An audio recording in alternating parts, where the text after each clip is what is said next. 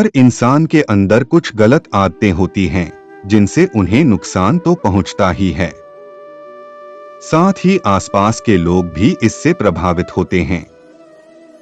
इसलिए हमें अपनी बुरी आदतों को समय के साथ बदल लेनी चाहिए, वरना आगे चलकर बहुत ही पछताना पड़ता है। बुरी आदतों को छोड़ना थोड़ा मुश्किल हो सकता है, लेकिन थोड़ी कोशिश और डेडिकेशन से उन पर काबू पाया जा सकता है। अपनी बुरी आदतों की पहचान करके बिहेवियर में बदलाव लाकर जीवन में सकारात्मक बदलाव लाने शुरू किए जा सकते हैं। एक पिता अपने छोटे बेटे की बुरी आदतों से बहुत परेशान था। वह कई बार अपने बेटे को समझा चुका था, लेकिन बच्चा हर बार यही कहता था कि वह जब बड़ा होगा तब वह सारी बुरी आदतें छोड़ देगा। कुछ दिनों बाद गांव में एक संत आए। संत बहुत ही सरल स्वभाव और विद्वान थे। संत से जो भी मिलने आता था वह उससे आसानी से मिल लेते थे और उनकी समस्याओं का निराकरण करते थे। जब पिता को संत के बारे में पता चला तो वह भी उनसे मिला और अपने बेटे की समस्या बताई। संत ने पिता से कहा कि कल तुम अपने बेटे को मेरे पास बगीचे में भेजना। अगले दिन पिता ने अपने बेटे को संत के पास बताए गए बाग में भेज दिया। बच्चे ने संत को प्रणाम किया और दोनों बाग में टहलने लगे। कुछ देर बाद संत ने बच्चे को एक छोटा सा पौधा दिखाया और पूछा कि क्या तुम इसे उखाड़ सकते हो।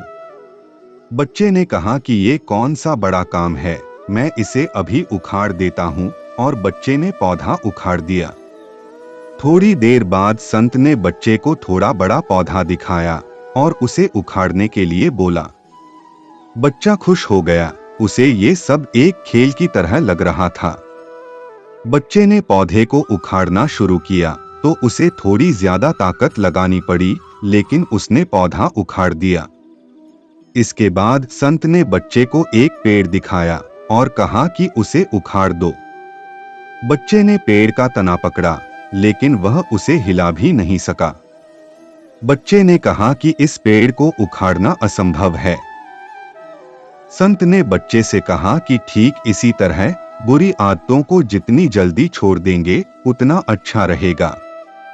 जब बुरी आदतें नई होती हैं तो उन्हें छोड़ना आसान होता है, लेकिन आदतें जैसे जैसे पुरानी होती जाएंगी उन्हें छोड़ पाना बहुत मुश्किल हो जाएगा। बुरी आदतों के कारण जीवन में दुख बढ़ता है। किसी बुरी आदत को छोड़ने का पहला कदम उसकी पहचान करना है। अपने व्यवहार पर चिंतन करें और पहचानें कि कौन सी आदतें आपके जीवन में समस्याएं पैदा कर रही हैं। उन्हें लिख लें ताकि आपके पास एक स्पष्ट तरीके से सोच पाएं कि किस चीज पर काम करने की जरूरत है। बुरी आदत को पूरी तरह से खत्म करने की कोशिश करने के बजाय इसे सकारात्मक व्यवहार से बदलने की कोशिश करें। कोई भी आदत इतनी बड़ी नहीं होती कि आप उसे छोड़ नहीं सकते, बस अंदर से एक मजबूत फैसले की देर है। आचार्य चाणक्य ने कहा है, बहुत से गुण होने के बाद भी एक बुरी आदत सब कुछ बर्बाद कर सकती है। इसीलिए बुराई से हमेशा दूर रहें। गुणों से मानवता की पहचान होती है, ऊंचे सिंहासन पर बैठने से नहीं। महल के उच्च शिखर पर बैठने के बावजूद कौवे का गरुड़ होना असंभव है। हमें मानवता को उन नैतिक जड़ों तक वापस ले जाना चाहिए जहां से अनुशासन और स्वतंत्रता दोनों का उद्गम हो। मानवता की सेवा करने वाले हाथ उतने ही धन्य होते हैं जितने परमात्मा की प्रार्थना करने वाले होंठ। मस्तिष्क कोई कचरे का डिब्बा नहीं है जिसमें आप क्रोध, अहंकार, लोभ, मोहमाया और जलन रखें। मस्तिष्क तो एक ऐसा खजाना है जिसमें आप ज्ञान, विज्ञान, प्यार, सम्मान, दया भाव जैसी बहुमूल्य चीजें रख सकते हैं। इंसान तभी इंसान कहलाता जब वह अपनी मानवता दिखाता है। अगर समय रहते बुरी आदतों को नहीं बदला जाता है तो बुरी आदतें हमारा समय बदल देती हैं। गुस्सा, लालच, आलस, ईर्ष्या, बुरी नीयत, मोह ऐसी बुराइयां हैं जिनसे जल्दी से जल्दी छुटकारा पा लेना चाहिए।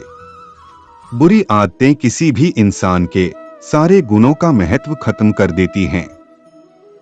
अगर समय रहते बुरी आदतें छोड़ी नहीं जाती हैं, तो हमारा पूरा जीवन नकारात्मक ढंग से बदल सकता है। जीवन में सुख शांति चाहते हैं तो बुराइयों से दूर ही रहें। हमेशा शांत और सफल बनना चाहते हैं तो सोच, भावनाओं, संगत और आदतों को अच्छा बनाए रखना चाहिए। अगर इनमें से कोई एक भी बिगड़ता है तो जीवन की शांति बिगड़ जाती है। महाभारत के घातक युद्ध के दौरान दुर्योधन के लालच की वजह से लाखों लोग मारे गए थे। दुर्योधन के सामने भी वही समस्याएं थीं, जिनका सामना आप और मैं करते हैं। जिस समय हमें जो अच्छा लगता है और वास्तव में जो सही है, उसके बीच हम खुद को क्या अच्छा लगता है उसका चयन करते हैं, उससे आकर्षित होते हैं।